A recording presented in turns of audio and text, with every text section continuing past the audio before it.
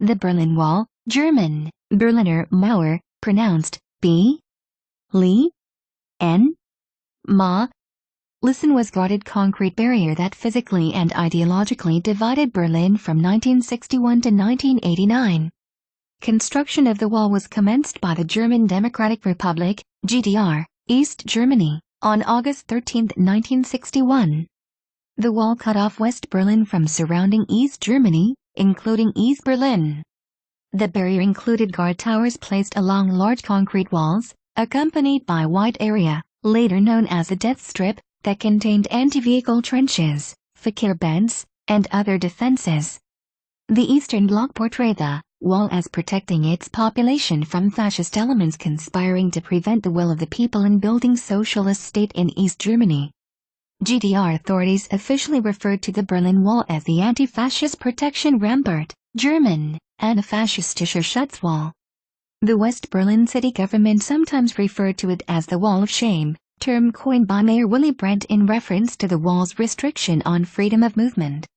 Along with the separate and much longer inner German border, IGB, which demarcated the border between East and West Germany, it came to symbolize physically the Iron Curtain that separated Western Europe and the Eastern Bloc during the Cold War. Before the wall's erection, 3.5 million East Germans circumvented Eastern Bloc emigration restrictions and defected from the GDR, many by crossing over the border from East Berlin into West Berlin.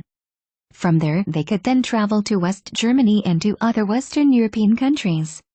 Between 1961 and 1989, the wall prevented almost all such emigration. During this period, over 100,000 people attempted to escape, and over 5,000 people succeeded in escaping over the wall, with an estimated death toll ranging from 136 to more than 200 in and around Berlin.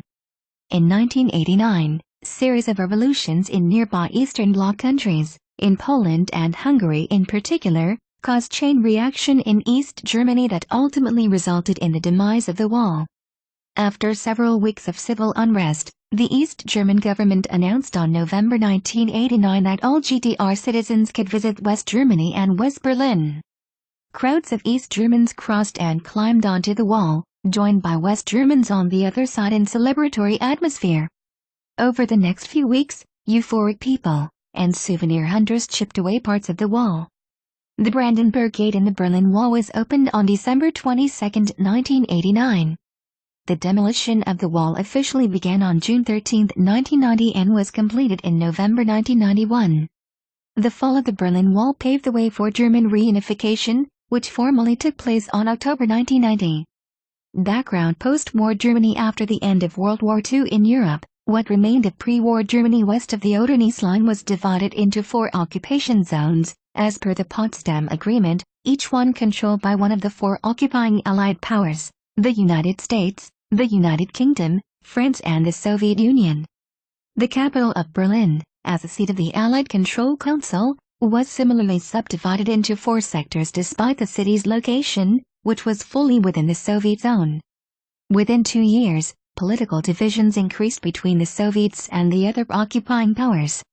These included the Soviets' refusal to agree to reconstruction plans making post-war Germany self-sufficient, and to detailed accounting of industrial plants, goods and infrastructure, some of which had already been removed by the Soviets.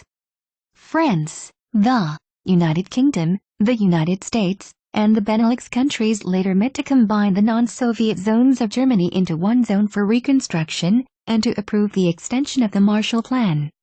Eastern Bloc and the Berlin Airlift. Following the defeat of Nazi Germany in World War II, the Soviet Union engineered the installation of friendly communist government in most of the countries occupied by Soviet military forces at the end of the war, including Poland, Hungary, Czechoslovakia, Bulgaria, Romania, and the GDR, which together with Albania formed the Comecon in 1949 and later military alliance, the Warsaw Pact.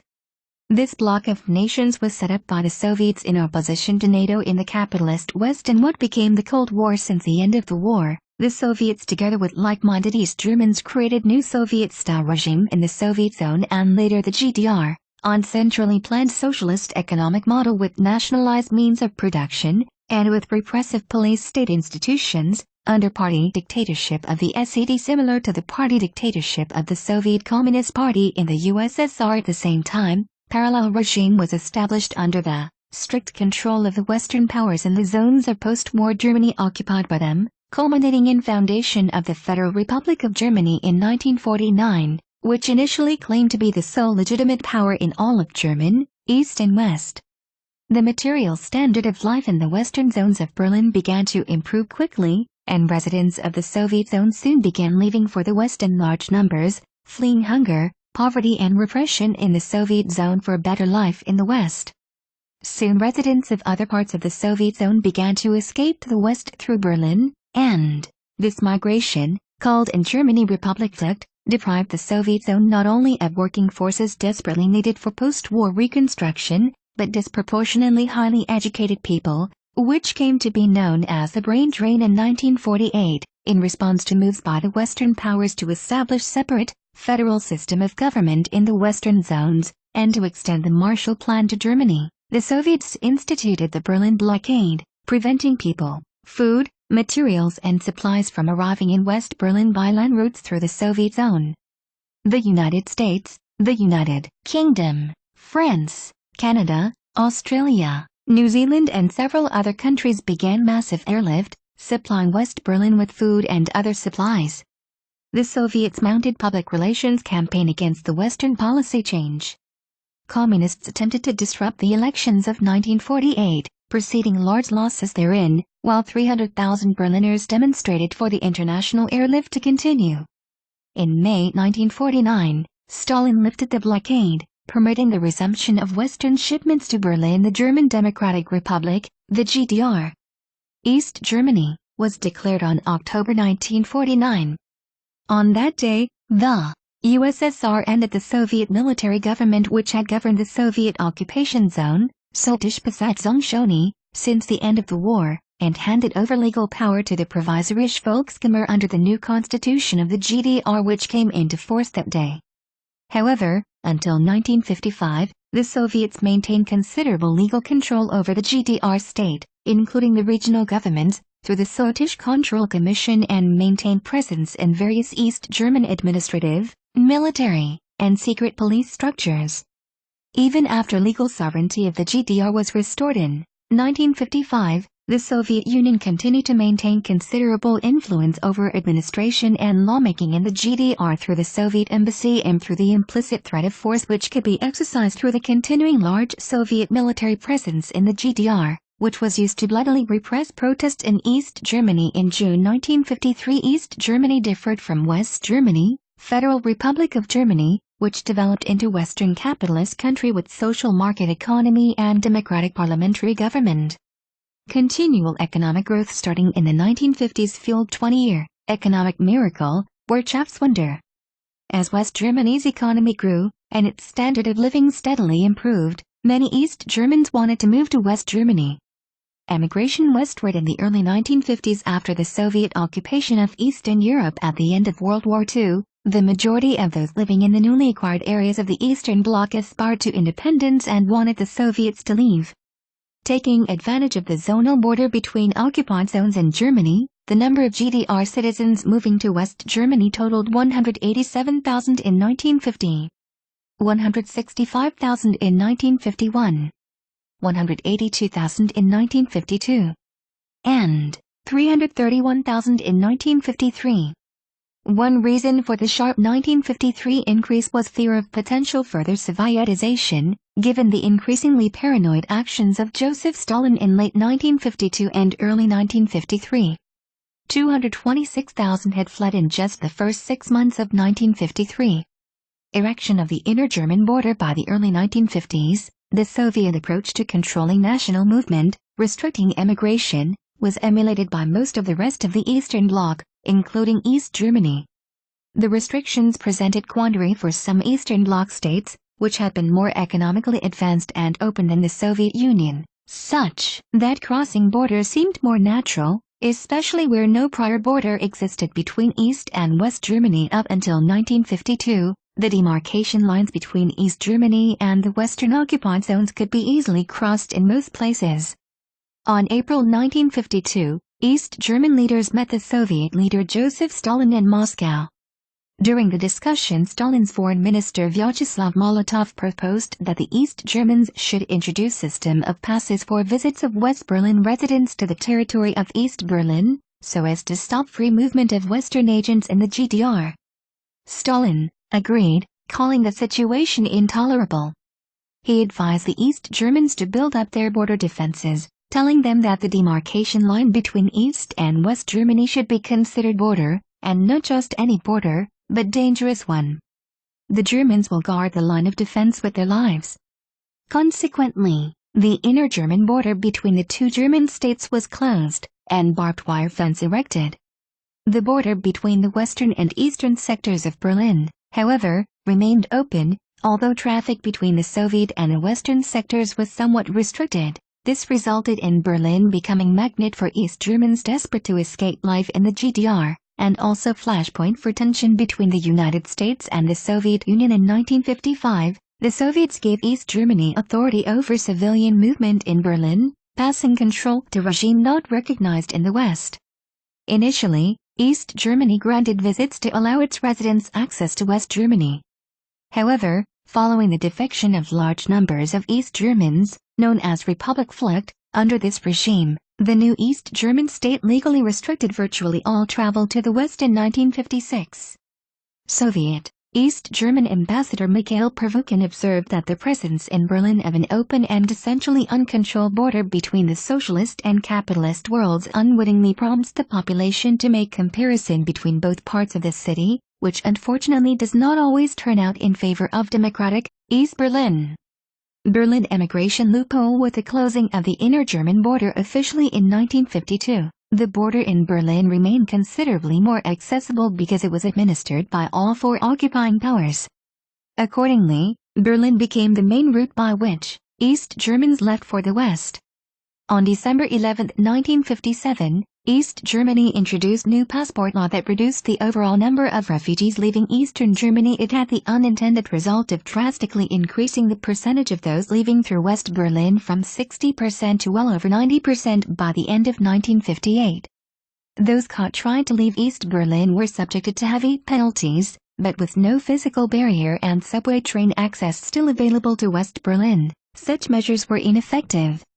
The Berlin sector border was essentially a loophole through which Eastern Bloc citizens could still escape. The 3.5 million East Germans who had left by 1961 totaled approximately 20% of the entire East German population. An important reason that passage between East Germany and West Berlin was not stopped earlier was that doing so would cut off much of the railway traffic in East Germany. Construction of new railway bypassing West Berlin, the Berlin Outer Ring, commenced in 1951. Following the completion of the railway in 1961, closing the border became a more practical proposition. See History of rail transport in Germany. Brain drain. The immigrants tended to be young and well-educated, leading to the brain drain feared by officials in East Germany. Yuri Andropov, then the CPSU director on relations with communist and workers' parties of socialist countries, wrote an urgent letter on August 28, 1958, to the Central Committee about the significant 50% increase in the number of East German intelligentsia among the refugees. Andropov reported that, while the East German leadership stated that they were leaving for economic reasons, testimony from refugees indicated that the reasons were more political than material. He stated the flight of the intelligentsia has reached particularly critical phase. By 1960, the combination of World War II and the massive emigration westward left East Germany with only 61% of its population of working age, compared to 70.5% before the war. The loss was disproportionately heavy among professionals, engineers, technicians, physicians, teachers, lawyers and skilled workers. The direct cost of manpower losses to East Germany, and corresponding gain to the West, has been estimated at $7 billion to $9 billion, with East German Party leader Walter Ulbricht later claiming that West Germany owed him $17 billion in compensation, including reparations as well as manpower losses. In addition, the drain of East Germany's young population potentially costed over 22.5 billion marks in lost educational investment. The brain drain of professionals had become so damaging to the political credibility and economic viability of East Germany that the resecuring of the German communist frontier was imperative. The exodus of emigrants from East Germany presented two minor potential benefits: an easy opportunity to smuggle East German secret agents to West Germany, and reduction in the number of citizens hostile to the communist regime. Neither of these advantages, however, proved particularly useful. Construction begins. 1961. On June 15, 1961, First Secretary of the Socialist Unity Party and GDR State Council Chairman Walter Ulbricht stated in an international press conference, "Niemand hat die Absicht, eine Mauer zu errichten."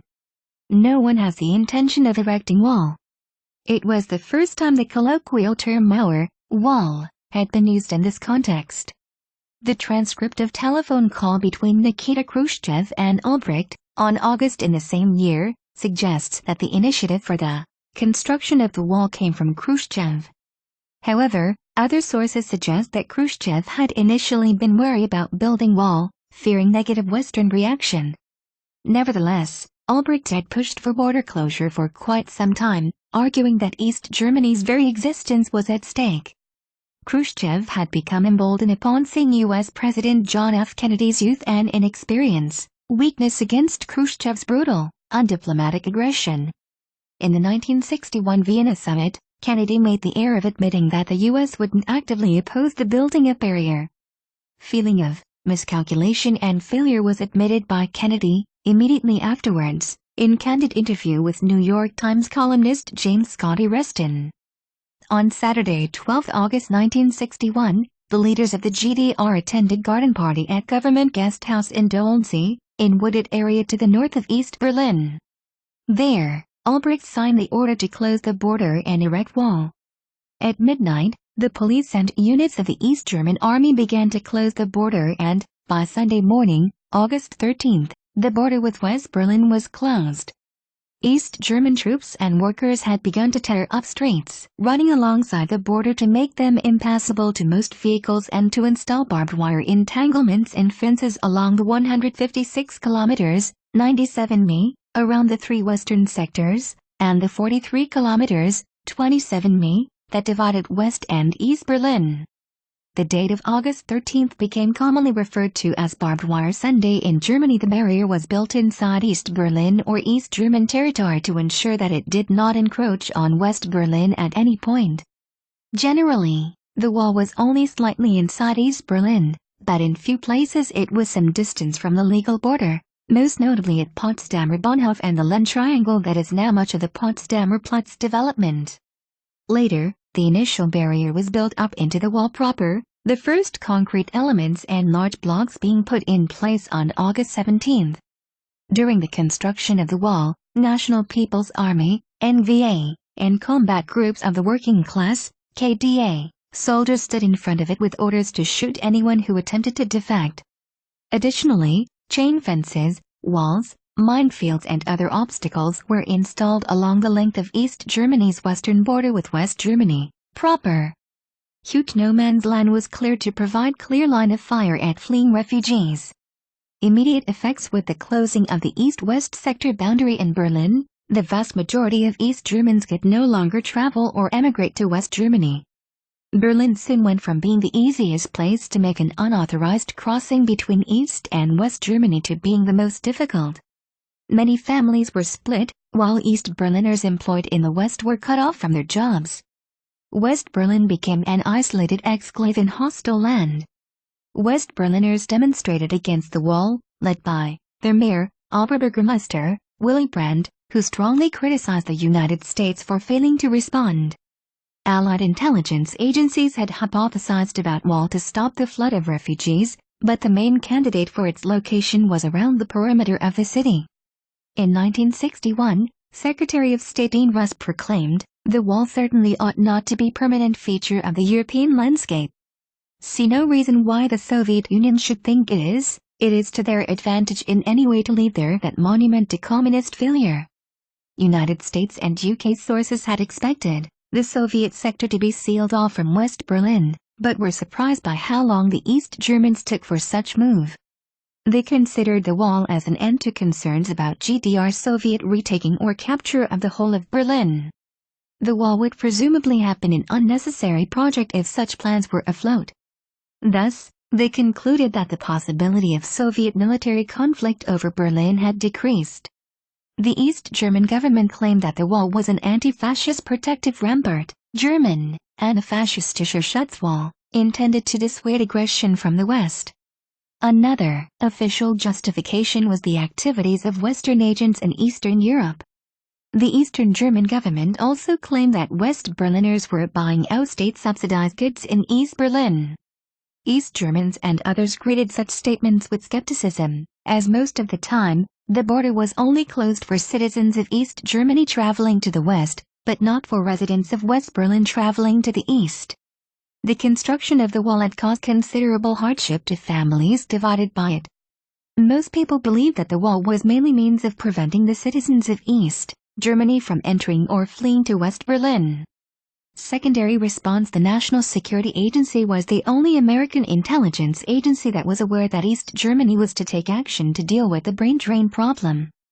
On August 1961, the NSA intercepted an advance warning information of the Socialist Unity Party's plan to close the intra-Berlin border between East and West Berlin completely for foot traffic. The Interagency Intelligence Berlin Watch Committee assessed that this intercept might be the first step in plan to close the border. This warning did not reach John F. Kennedy until noon on August 13, 1961, while he was vacationing in his yacht off the Kennedy compound in Hyannisport, Massachusetts. While Kennedy was angry that he had no advance warning, he was relieved that the East Germans and the Soviets had only divided Berlin without taking any action against West Berlin's access to the West.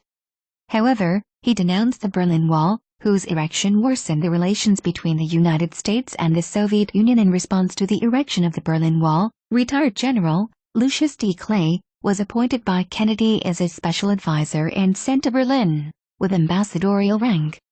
Clay had been the military governor of the U.S. zone of occupation in Germany during the period of the Berlin blockade and had ordered the first measures in what became the Berlin Airlift. He was immensely popular with the residents of West Berlin, and his appointment was an unambiguous sign that Kennedy would not compromise on the status of West Berlin. Clay and Vice President Lyndon B. Johnson arrived at Tempelhof Airport on the afternoon of Saturday, 19 August 1961. They arrived in city defended by 3 Allied brigades, one each from the UK Berlin Infantry Brigade, the US Berlin Brigade, and Friends, Forces Françaises Berlin. On August 16, Kennedy had given the order for them to be reinforced. Early on August 19, the 1st Battle Group, 18th Infantry, commanded by Colonel Glover S. Johns Jr. was alerted. On Sunday morning, U.S. troops marched from West Germany through East Germany, bound for West Berlin. Lead elements, arranged in column of 491 vehicles and trailers carrying 1,500 men, divided into 5 march units, left the Helmstedt-Marienborn checkpoint at 6:34. At Marienborn, the Soviet checkpoint next to Helmstedt on the West German-East German border, U.S. personnel were counted by guards. The column was 160 kilometers, 99 mi, long, and covered 177 kilometers, 110 mi, from Marienborn to Berlin in full battle gear. East German police watched from beside trees next to the Autobahn all the way along. The front of the convoy arrived at the outskirts of Berlin just before noon, to be met by Clay and Johnson, before parading through the streets of Berlin in front of large crowd. At 4 o'clock on August 21, Lyndon Johnson left West Berlin in the hands of General Frederick O. Hartl and his brigade, of 4,224 officers and men. For the next 3.5 years, American battalions would rotate into West Berlin, by Autobahn, at 3-month intervals to demonstrate Allied rights to the city. The creation of the wall had important implications for both German states. By stemming the exodus of people from East Germany, the East German government was able to reassert its control over the country. In spite of discontent with the wall, economic problems caused by dual currency and the black market were largely eliminated.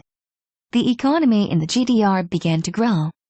However, the wall proved public relations disaster for the communist bloc as whole.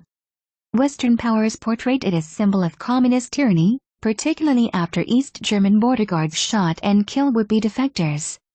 Such fatalities were later treated as acts of murder by the reunified Germany. Structure and adjacent areas, layout and modifications. The Berlin Wall was more than 140 kilometers, 87 mi, long. In June 1962, second, parallel fence was built some 100 meters, 110 yd, farther into East German territory. The houses contained between the fences were razed and the inhabitants relocated, thus establishing what later became known as a death strip.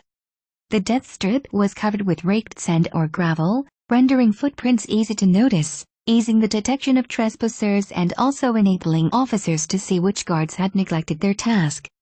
It offered no cover. And, most importantly, it offered clear fields of fire for the wall guards.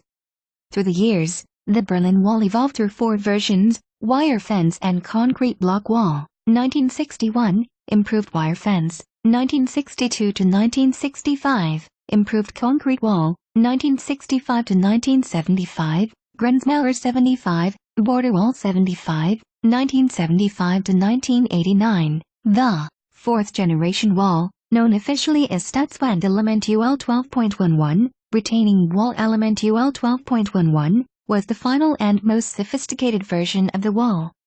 Begun in 1975 and completed about 1980, it was constructed from 45,000 separate sections of reinforced concrete, each 3.6 meters, 12 ft, high and 1.2 meters, 3.9 ft, wide, and cost ADM $16,155,000 or about $3,638,000 US. The concrete provisions added to this version of the wall were done to prevent escapees from driving their cars through the barricades. At strategic points, the wall was constructed to somewhat weaker standard, so that East German and Soviet armored vehicles could easily break through in the event of war. The top of the wall was lined with smooth pipe, intended to make it more difficult to scale. The wall was reinforced by mesh fencing, signal fencing, anti-vehicle trenches, barbed wire, dogs on long lines, beds of nails, also known as Stalin's carpet, under balconies hanging over the death strip, over 116 watchtowers, and 20 bunkers with hundreds of guards. This version of the wall is the one most commonly seen in photographs, and surviving fragments of the wall in Berlin and elsewhere around the world are generally pieces of the 4th generation wall. The layout came to resemble the inner German border in most technical aspects, except that the Berlin Wall had no landmines nor spring guns. Maintenance was performed on the outside of the wall by personnel who accessed the area outside it either via ladders or via hidden doors within the wall. These doors could not be opened by a single person, needing 2 separate keys in 2 separate keyholes to unlock. As was the case with the inner German border, an unfortified strip of eastern territory was left outside the wall. This outer strip was used by workers to paint over graffiti and perform other maintenance on the outside the wall. Unlike the inner German border, however, the outer strip was usually no more than 4 meters wide, and, in photos from the era, the exact location of the actual border in many places appears not even to have been marked. Also, in contrast with the inner German border, little interest was shown by East German law enforcement in keeping outsiders off the outer strip. Sidewalks of West Berlin streets even ran inside it. Despite the East German government's general policy of benign neglect, vandals were known to have been pursued in the outer strip, and even arrested. In 1986, defector and political activist Wolfram Hasch and 4 other defectors were standing inside the outer strip defacing the wall when East German personnel emerged from one of the hidden doors to apprehend them. All but Hasch escaped back into the western sector. Hasch himself was arrested, dragged through the door into the death strip, and later convicted of illegally crossing the de jure border outside the wall. Graffiti artist The Renoir has reported having often been pursued there by East German soldiers. While some graffiti artists were chased off the outer strip, others, such as Keith Haring, were seemingly tolerated. Surrounding municipalities besides the sector boundary within Berlin itself, the wall also separated West Berlin from the present-day state of Brandenburg. The following present-day municipalities, listed in counterclockwise direction, share border with former West Berlin: Oberhavel-Mühlenbecker Land, partially, Glienicke-Nordbahn, Hohen-Neuendorf, Hennigsdorf, Welenskenwald, Glean, Falkensee, Dolgodoberitz, Potsdam Urban District, Potsdam Mittelmark, Stonsdorf, Kleinmachnow, Teltow, Flaming Grossbeeren, Blankenfeld, Malo, Domspreewald, Schonefeld. Partially official crossings and usage. There were 9 border crossings between East and West Berlin. These allowed visits by West Berliners, other West Germans, Western foreigners and Allied personnel into East Berlin, as well as visits by GDR citizens and citizens of other socialist countries into West Berlin, provided that they held the necessary permits. These crossings were restricted according to which nationality was allowed to use it: East Germans, West Berliners, other countries. The best known was the vehicle and pedestrian checkpoint at the corner of Friedrichstrasse and Zimmerstrasse, Checkpoint Charlie, which was restricted to Allied personnel and foreigners. Several other border crossings existed between West Berlin and surrounding East Germany. These could be used for transit between West Germany and West Berlin, for visits by West Berliners into East Germany, for transit into countries neighboring East Germany, Poland, Czechoslovakia, Denmark, and for visits by East Germans into West Berlin carrying permit. After the 1972 agreements, new crossings were opened to allow West Berlin waste to be transported into East German dumps, as well as some crossings for access to West Berlin's exclaves, see Steinstücken. 4 autobahns connected West Berlin to West Germany, including Berlin-Helmstedt Autobahn, which entered East German territory between the towns of Helmstedt and Marienborn, Checkpoint Alpha, and which entered West Berlin at Dreilinden, Checkpoint Bravo for the Allied forces, in southwestern Berlin. Access to West Berlin was also possible by railway, 4 routes, and by boat for commercial shipping via canals and rivers. Non-German Westerners could cross the border at Friedrichstrasse Station in East Berlin and at Checkpoint Charlie. When the wall was erected, Berlin's complex public transit networks, the S-Bahn and U-Bahn, were divided with it. Some lines were cut in half. Many stations were shut down. 3 western lines traveled through brief sections of East Berlin territory, passing through eastern stations, called Geisterbahnhof, or ghost stations, without stopping. Both the eastern and western networks converged at Friedrichstrasse, which became major crossing point for those, mostly Westerners, with permission to cross. Crossing West Germans and citizens of other Western countries could generally visit East Germany, often after applying for visa at an East German embassy several weeks in advance. Visas for day trips restricted to East Berlin were issued without previous application in simplified procedure at the border crossing. However, East German authorities could refuse entry permits without stating reason. In the 1980s, visitors from the western part of the city who wanted to visit the eastern part had to exchange at least DM25 into East German currency at the poor exchange rate of 1:1. It was forbidden to export East German currency from the east, but money not spent could be left at the border for possible future visits. Tourists crossing from the west had to also pay for a visa, which cost DM5. West Berliners did not have to pay this fee. West Berliners initially could not visit East Berlin or East Germany at all. All crossing points were closed to them between 26 August 1961 and 17 December 1963. In 1963, negotiations between East and West resulted in limited possibility for visits during the Christmas season that year, Passierschein-Regeln. Similar, very limited arrangements were made in 1964. 1965 and 1966. In 1971, with the Four-Power Agreement on Berlin, agreements were reached that allowed West Berliners to apply for visas to enter East Berlin and East Germany regularly, comparable to the regulations already in force for West Germans. However, East German authorities could still refuse entry permits. East Berliners and East Germans could not, at first, travel to West Berlin or West Germany at all.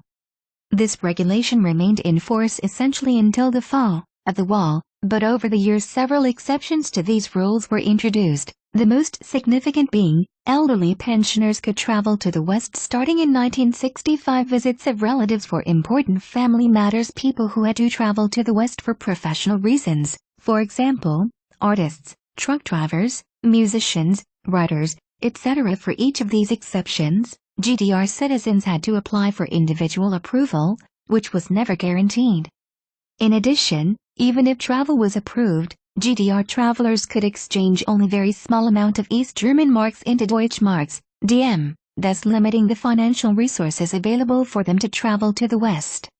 This led to the West German practice of granting small amount of DM annually, Begrüßungsgeld, or welcome money, to GDR citizens visiting West Germany and West Berlin to help alleviate the situation. Citizens of other East European countries were in general subject to the same prohibition of visiting Western countries as East Germans, though the applicable exception, if any, varied from country to country. Allied military personnel and civilian officials of the Allied forces could enter and exit East Berlin without submitting to East German passport controls, purchasing visa or being required to exchange money. Likewise, Soviet military patrols could enter and exit West Berlin. This was requirement of the post-war Four Powers Agreements. Particular area of concern for the Western Allies involved official dealings with East German authorities when crossing the border, since Allied policy did not recognize the authority of the GDR to regulate Allied military traffic to and from West Berlin, as well as the Allied presence within Greater Berlin, including entry into, exit from, and presence within East Berlin. The Allies held that only the Soviet Union, and not the GDR, had authority to regulate Allied personnel in such cases. For this reason, elaborate procedures were established to prevent inadvertent recognition of East German authority when engaged in travel through the GDR and when in East Berlin. Special rules applied to travel by Western Allied military personnel assigned to the military liaison missions accredited to the commander of Soviet forces in East Germany, located in Potsdam. Allied personnel were restricted by policy when traveling by land to the following routes: transit between West Germany and West Berlin Road, the Helmstedt-Berlin Autobahn, A2, checkpoints Alpha and Bravo respectively. Soviet military personnel manned these checkpoints and processed Allied personnel for travel between the 2 points. Military personnel were required to be in uniform when traveling in this manner. Rail. Western Allied military personnel and civilian officials of the Allied forces were forbidden to use commercial train service between West Germany and West Berlin, because of GDR passport and customs controls when using them. Instead, the Allied forces operated series of official duty trains that traveled between the respective duty stations in West Germany and West Berlin. When transiting the GDR, the trains would follow the route between Helmstedt and Griebnitz, just outside West Berlin. In addition to persons traveling on official business, authorized personnel could also use the duty trains for personal travel on space-available basis. The trains traveled only at night, and as with transit by car, Soviet military personnel handled the processing of duty train travelers. See History of the Berlin S-Bahn. Entry into and exit from East Berlin Checkpoint Charlie, as pedestrian or riding in vehicle. As with military personnel, special procedures applied to travel by diplomatic personnel of the Western Allies accredited to their respective embassies in the GDR. This was intended to prevent inadvertent recognition of East German authority when crossing between East and West Berlin, which could jeopardize the overall Allied position governing the freedom of movement by Allied forces personnel within all Berlin. Ordinary citizens of the Western Allied powers, not formally affiliated with the Allied forces, were authorized to use all designated transit routes through East Germany to and from West Berlin. Regarding travel to East Berlin, such persons could also use the Friedrichstrasse train station to enter and exit the city, in addition to Checkpoint Charlie. In these instances, such travelers, unlike Allied personnel, had to submit to East German border controls. Defection attempts. During the years of the wall, around 5,000 people successfully defected to West Berlin. The number of people who died trying to cross the wall, or as a result of the wall's existence, has been disputed. The most vocal claims by Alexandra Hildebrandt, director of the Checkpoint Charlie Museum and widow of the museum's founder, estimated the death toll to be well above 200. Historic Research Group at the Center for Contemporary Historical Research, ZZF, in Potsdam has confirmed at least 140 deaths. Prior official figures listed 98 as being killed. The East German government issued shooting orders, Schießbefehl, to border guards dealing with defectors, though such orders are not the same as shoot-to-kill orders. GDR officials denied issuing the latter. In an October 1973 order later discovered by researchers, guards were instructed that people attempting to cross the wall were criminals and needed to be shot. Do not hesitate to use your firearm, not even when the border is breached in the company of women and children, which is tactic the traitors have often used. Early successful escapes involved people jumping the initial barbed wire or leaping out of apartment windows along the line, but these ended as the wall was fortified. East German authorities no longer permitted apartments near the wall to be occupied, and any building near the wall had its windows boarded and later bricked up. On August 15, 1961, Konrad Schumann was the first East German border guard to escape by jumping the barbed wire to West Berlin. On August 22, 1961, Ida Siegmann was the first casualty at the Berlin Wall. She died after she jumped out of her third-floor apartment at 48 Bernauer Strasse. The first person to be shot and killed while trying to cross to West Berlin was Gunter Litvin, 24-year-old tailor. He attempted to swim across the Spree to West Berlin on August 24, 1961, the same day that East German police had received shoot-to-kill orders to prevent anyone from escaping. Another dramatic escape was carried out on April 1963 by Wolfgang Engels, 19-year-old civilian employee of the Nationale Volksarmee, NVA. Engels stole Soviet armored personnel carrier from base where he was deployed and drove it right into the wall. He was fired at and seriously wounded by border guards. But West German policemen intervened, firing his weapon at the East German border guards. The policemen removed Engels from the vehicle, which had become entangled in the barbed wire. East Germans successfully defected by a variety of methods, digging long tunnels under the wall, waiting for favorable winds and taking hot air balloon, sliding along aerial wires, flying ultralights and, in one instance, simply driving sports car at full speed through the basic, initial fortifications. When metal beam was placed at checkpoints to prevent this kind of defection, up to 4 people, 2 in the front seats and possibly 2 in the boot, drove under the bar in sports car that had been modified to allow the roof and windscreen to come away when it made contact with the beam. They lay flat and kept driving forward. The East Germans then built zigzagging roads at checkpoints. The sewer system predated the wall, and some people escaped through the sewers, in number of cases with assistance from the Unternehmen Reisebüro. In September 1962, 29 people escaped through tunnel to the west. At least 70 tunnels were dug under the wall.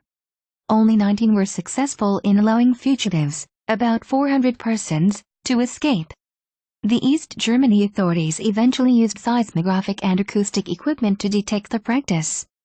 In 1962, they planned an attempt to use explosives to destroy one tunnel, but this was not carried out as it was apparently sabotaged by a member of the Stasi. An airborne escape was made by Thomas Kruger, who landed Zlin 42M light aircraft of the Gesellschaft für Sport und Technik, an East German youth military training organization, at Ravgado. His aircraft, registration DDRO, was dismantled and returned to the East Germans by road, complete with humorous slogans painted on it by airmen of the Royal Air Force, such as "Wish you were here and come back soon." If an escapee was wounded in crossing attempt and lay on the death strip, no matter how close they were to the Western Wall, Westerners could not intervene for fear of triggering engaging fire from the Gripos, the East Berlin border guards. The guards often let fugitives bleed to death in the middle of this ground, as in the most notorious failed attempt, that of Peter Fechter, aged 18, at Point near Zimmerstrasse in East Berlin.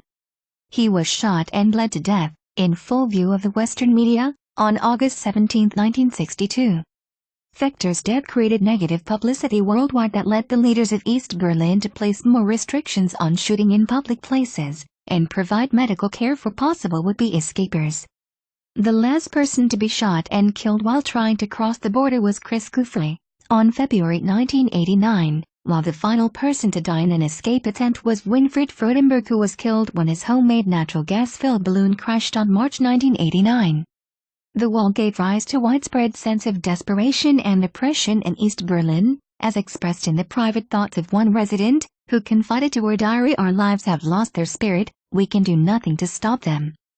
Concerts by Western artists and growing anti-wall sentiment. Every stone bears witness to the moral bankruptcy of the society it encloses. Margaret Thatcher commenting about the wall West Berlin, 1982 David Bowie, 1987 On June 1987, David Bowie, who earlier for several years lived and recorded in West Berlin, played concert close to the wall. This was attended by thousands of Eastern concertgoers across the wall, followed by violent rioting in East Berlin. According to Tobias Ruther, these protests in East Berlin were the first in a sequence of riots that led to those of November 1989. Although other factors were probably more influential in the fall of the wall, upon his death, the German Foreign Office tweeted, "Goodbye, David Bowie. You are now among Pound heroes. Thank you for helping to bring down the Pound wall." Bruce Springsteen, 1988 On July 19, 1988, 16 months before the wall came down, Bruce Springsteen and the E Street Band played Rocking the Wall live concert in East Berlin, which was attended by 300,000 in person and broadcast delayed on television. Springsteen spoke to the crowd in German, saying, "I'm not here for or against any government. I've come to play rock roll for you in the hope that one day all the barriers will be torn down." East Germany and its FDJ youth organization were worried they were losing an entire generation. They hoped that by letting Springsteen in, they could improve their sentiment among East Germans. However, this strategy of one step backwards, two steps forwards backfired, and the concert only made East Germans hungrier for more of the freedoms that Springsteen epitomized. While John F. Kennedy and Ronald Reagan delivered their famous speeches from the safety of West Berlin, Springsteen speaking out against the wall in the middle of East Berlin added to the euphoria. David Hasselhoff, 1989 On December 31, 1989, American TV actor and pop music singer David Hasselhoff was the headlining performer for the Freedom Tour live concert, which was attended by over 500,000 people on both sides of the wall. The live concert footage was directed by music video director Thomas Mignoni and aired on broadcast television stations White Deutsches Fernsehen ZDF throughout Europe. During shooting, film crew personnel pulled people up from both sides to stand and celebrate on top of the wall. Hasselhoff sang his #1 hit song Looking for Freedom on platform at the end of 20-meter steel crane that swung above and over the wall adjacent to the Brandenburg Gate. Ich bin ein Berliner and Mr. Gorbachev, tear down this wall. On June 26, 1963, 22 months after the erection of the Berlin Wall, U.S. President John F. Kennedy visited West Berlin. Speaking from platform erected on the steps of Rathaus Schönberg for an audience of 450,000, he declared in his Ich bin ein Berliner speech the support of the United States for West Germany and the people of West Berlin in particular. 2,000 years ago, the proudest boast was Civis Romana Sum, I am Roman citizen. Today, in the world of freedom, the proudest boast is Ich bin ein Berliner. All free men, wherever they may live, are citizens of Berlin, and, therefore, as free men, take pride in the words Ich bin ein Berliner. The message was aimed as much at the Soviets as it was at Berliners and was a clear statement of U.S. policy in the wake of the construction of the Berlin Wall. The speech is considered one of Kennedy's best, most significant moment in the Cold War and high point of the new frontier. It was great morale boost for West Berliners, who lived in an exclave deep inside East Germany and feared possible East German occupation. In speech at the Brandenburg Gate commemorating the 750th anniversary of Berlin on June 12, 1987, U.S. President Ronald Reagan challenged Mikhail Gorbachev, then the General Secretary of the Communist Party of the Soviet Union, to tear down the wall, a symbol of increasing freedom in the Eastern Bloc. We welcome change and openness. For we believe that freedom and security go together, that the advance of human liberty can only strengthen the cause of world peace.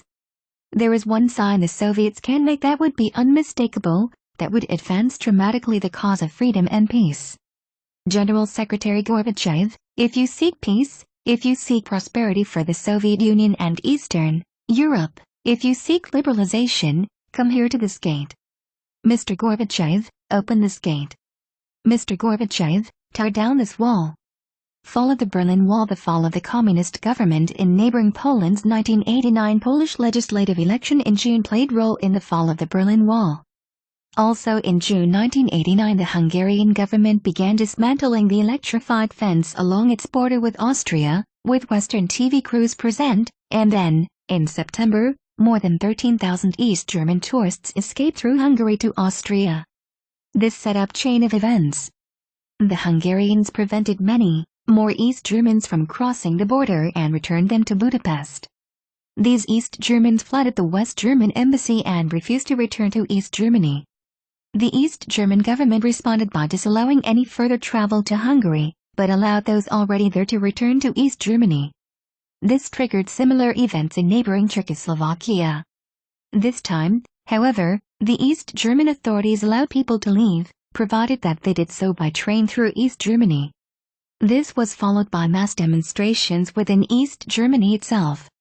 Despite the policy of state atheism in East Germany, Christian pastor Christian Führer regularly met with his congregation at Leipzig St. Nicholas Church for prayers since 1982. Over the next 7 years, the church grew, despite authorities barricading the streets leading to it, and after church services, peaceful candlelit marches took place. The secret police issued death threats and even attacked some of the marchers, but the crowd still continued to gather. Protest demonstrations spread throughout East Germany in September 1989. Initially, protesters were mostly people wanting to leave to the west, chanting "Wir wollen raus." We want out. Then protesters began to chant "Wir bleiben hier." We are staying here. This was the start of what East Germans generally call the peaceful revolution of late 1989. The protest demonstrations grew considerably by early November. The movement neared its height on November, when 500,000 people gathered to demand political change, at the Alexanderplatz demonstration, East Berlin's large public square and transportation hub. On October 1989, the police and army units were given permission to use force against those assembled, but this did not deter the church service and march from taking place, which gathered 70,000 people. Many of those people started to cross into West Berlin, without shot being fired. The longtime leader of East Germany, Erich Honecker, resigned on October 18, 1989 and was replaced by Egon Krenz that day. Honecker had predicted in January of that year that the wall would stand for 50 or 100 more years if the conditions that had caused its construction did not change. The wave of refugees leaving East Germany for the west kept increasing. By early November, refugees were finding their way to Hungary via Czechoslovakia, or via the West German embassy in Prague. This was tolerated by the new Krenz government, because of long-standing agreements with the communist Czechoslovak government, allowing free travel across their common border. However, this movement of people grew so large it caused difficulties for both countries. To ease the difficulties, the Politburo led by Krenz decided on November to allow refugees to exit directly through crossing points between East Germany and West Germany, including between East and West Berlin. Later the same day, the ministerial administration modified the proposal to include private, round-trip travel. The new regulations were to take effect the next day. Gunter Schabowski, the party boss in East Berlin and the spokesman for the SED Politburo, had the task of announcing the new regulations. However, he had not been involved in the discussions about the new regulations and had not been fully updated. Shortly before a press conference on November, he was handed a note announcing the changes, but given no further instructions on how to handle the information. These regulations had only been completed few hours earlier and were to take effect the following day, so as to allow time to inform the border guards. But this starting time delay was not communicated to Schabowski. At the end of the press conference, Schabowski read out loud the note he had been given. Reporter, and says Ricardo Ehrman, asked when the regulations would take effect. After a few seconds hesitation, Schabowski replied, "As far as know, it takes effect immediately, without delay." After further questions from journalists, he confirmed that the regulations included the border crossing through the wall into West Berlin, which he had not mentioned until then. He repeated that it was immediate in an interview with American journalist Tom Brokaw. In 2009, Ehrman said that GDR official who was personal friend had actually specifically requested that Ehrman ask about the travel law during the press conference, but Schabowski called that absurd. Excerpts from Schabowski's press conference were the lead story on West Germany's two main news programs at night, at 7:17 p.m. on ZDF's Heute and at p.m. on ARD's Tagesschau. as ARD and ZDF had broadcast to nearly all of East Germany since the late 1950s and had become accepted by the East German authorities. The news was broadcast there as well simultaneously. Later that night, on ARD's Tagesthemen, anchorman Hans-Joachim Friedrichs proclaimed, "This November is historic day." The GDR has announced that, starting immediately, its borders are open to everyone. The gates in the wall stand open wide. After hearing the broadcast, East Germans began gathering at the wall, at the 6 checkpoints between East and West Berlin, demanding that border guards immediately open the gates. The surprised and overwhelmed guards made many hectic telephone calls to their superiors about the problem. At first, they were ordered to find the more aggressive people gathered at the gates and stamp their passports with special stamp that barred them from returning to East Germany, in effect, revoking their citizenship. However, this still left thousands of people demanding to be let through, as Schabowski said. "We can." It soon became clear that no one among the East German authorities would take personal responsibility for issuing orders to use lethal force, so the vastly outnumbered soldiers had no way to hold back the huge crowd of East German citizens. Finally, at 10:45 p.m. on November, Harald Jaeger, the commander of the Bornholmer Strasse border crossing, yielded, allowing for the guards to open the checkpoints and allowing people through with little or no identity checking. As the Osses swarmed through, they were greeted by Wesses waiting with flowers and champagne amid wild rejoicing. Soon afterward, a crowd of West Berliners jumped on top of the wall, and were soon joined by East German youngsters. The evening of November 1989 is known as the night the wall came down. Another border crossing to the south may have been opened earlier. An account by Heinz Schaefer indicates that he also acted independently and ordered the opening of the gate at Waltersdorf a couple of hours earlier. This may explain reports of East Berliners appearing in West Berlin earlier than the opening of the Bornholmer Strasse border crossing. 30 years after the fall of the Berlin Wall, The Guardian collected short stories from November 1989 by 5 German writers who reflect on the day. In this, Catherine Schmidt remembers comically, downed almost an entire bottle of schnapps. Legacy: little is left of the wall at its original site, which was destroyed almost in its entirety. 3 long sections are still standing, an 80-meter-long, 260 ft, piece of the first, westernmost, wall at the topography of terror, site of the former Gestapo headquarters, halfway between Checkpoint Charlie and Potsdamer Platz. Longer section of the second, easternmost, wall along the Spree River near the Oberbombrück, nicknamed East Side Gallery. And third section that is partly reconstructed, in the north at Bernauer Strasse, which was turned into memorial in 1999. Other isolated fragments, lampposts, other elements, and few watchtowers also remain in various parts of the city. The former leadership in the Schlesischen Busch in the vicinity of the Pushkin Alley, the listed 12-meter-high watchtower stands in piece of the wall strip, which has been turned into park, near the Lamuleninsel, the former Kieler Eck, Kiel Corner, on Kielerstrasse in Mitte, close to the Berlin Spandau Schifffahrtskanal. The tower is protected as historic monument and now surrounded on 3 sides by new buildings. It houses memorial site named after the Wallopfer Gunter Litvin, who was shot at Humbethafen in August 1961. The memorial site, which is run by the initiative of his brother Jürgen Lifton, can be viewed after registration. The former management office at Niederneuendorf, in the district of Hennigsdorf of the same name. Here is the permanent exhibition on the history of the border installations between the 2 German states. The former management station at Bergfeld, today the district of Hohen-Neuendorf, the tower is located in an already reforested area of the border strip and is used together with surrounding terrain as nature protection tower by the Deutschen Wadegend. The only one of the much slimmer observation towers, BT11, in the Erneberger Strasse, also in Mitte, however, was moved by a few meters for construction work and is no longer in the original location. There is an exhibition about the wall in the area of the Potsdamer Platz in planning. Nothing still accurately represents the wall's original appearance better than very short stretch at Bernauer Strasse associated with the Berlin Wall Documentation Center. Other remnants are badly damaged by souvenir seekers. Fragments of the wall were taken and some were sold around the world.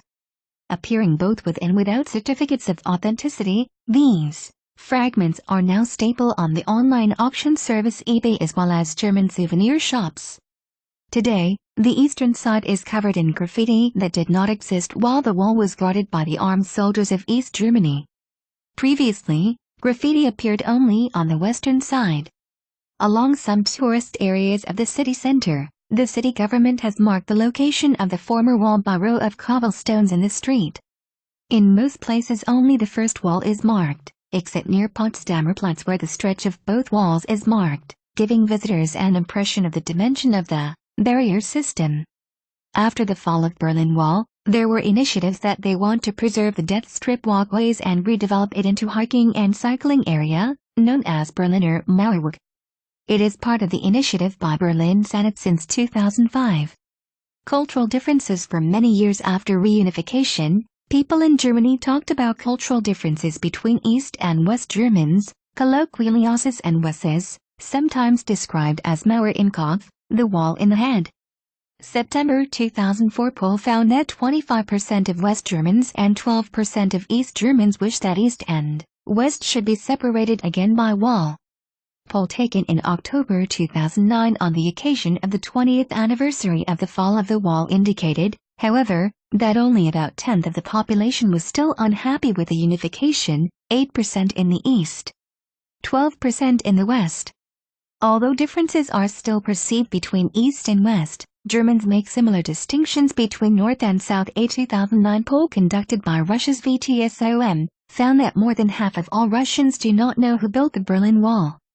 10% of people surveyed thought Berlin residents built it themselves, 6% said Western powers built it, and 4% thought it was bilateral initiative of the Soviet Union and the West.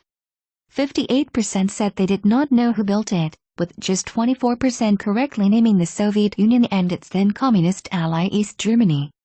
Wall segments around the world. Not all segments of the wall were ground up as the wall was being torn down. Many segments have been given to various institutions in the world. They can be found, for instance, in presidential and historical museums, lobbies of hotels and corporations, at universities and government buildings, and in public spaces in different countries of the world. 50th Anniversary Commemoration. On August 13, 2011, Germany marked the 50th anniversary of East Germany beginning the erection of the Berlin Wall. Chancellor Angela Merkel joined with President Christian Wolff and Berlin Mayor Klaus Wowereit at the Bernauer Strasse Memorial Park to remember lives and liberty. Speeches extolled freedom, and minute of silence at noon honored those who died trying to flee to the West. It is our shared responsibility to keep the memory alive and to pass it on to the coming generations as a reminder to stand up for freedom and democracy to ensure that such injustice may never happen again, entreated Mayor Wowereit. It has been shown once again, freedom is invincible at the end. No wall can permanently withstand the desire for freedom, proclaimed President Wolff. Related media documentaries. Documentary films specifically about the Berlin Wall include The Tunnel, December 1962, an NBC News special documentary film. The Road to the Wall, 1962, documentary film Something to Do with the Wall, 1991, documentary about the fall of the Berlin Wall by Ross McElwee and Marilyn Levine, originally conceived as commemoration of the 25th anniversary of its construction. Rabbit à la Berlin, 2009, documentary film, directed by Bartek Konopka, told from point of view of group of wall rabbits that inhabited the zone between the two walls. Feature films. Fictional films featuring the Berlin Wall have included The Spy Who Came In From the Cold, 1965, Cold War classics set on both sides of the wall, from the eponymous book by John le Carré, directed by Martin Ritt. The Boy and the Ball and a Hole in the Wall, 1965, Spanish-Mexican co-production Funeral in Berlin, 1966, spy movie starring Michael Caine, directed by Guy Hamilton. Casino Royale, 1967, film featuring segments centered on house apparently bisected by the wall. The Wicked Dreams of Paula Scholz, 1968, Cold War spy farce about an Olympic athlete who defects, directed by George Marshall. Berlin Tunnel 21, 1981, made-for-TV movie about former American officer leading an attempt to build tunnel underneath the wall as rescue route. Night Crossing, 1982, British-American drama film starring John Hurt, Jane Alexander, and Beau Bridges, based on the true story of the Strelzik and Wetzel families, who on September 16, 1979, attempted to escape from East Germany to West Germany in homemade hot air balloon during the days of the inter-German border era.